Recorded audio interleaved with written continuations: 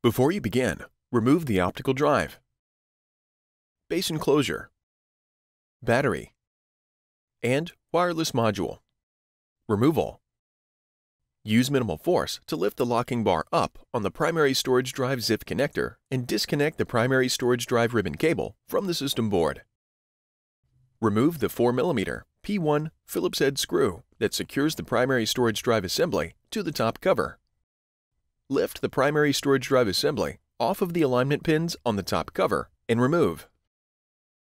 Note: before installing a new primary storage drive, remove the primary storage drive board and bracket from the old primary storage drive and install them onto the new primary storage drive. Reverse this procedure to install the primary storage drive assembly.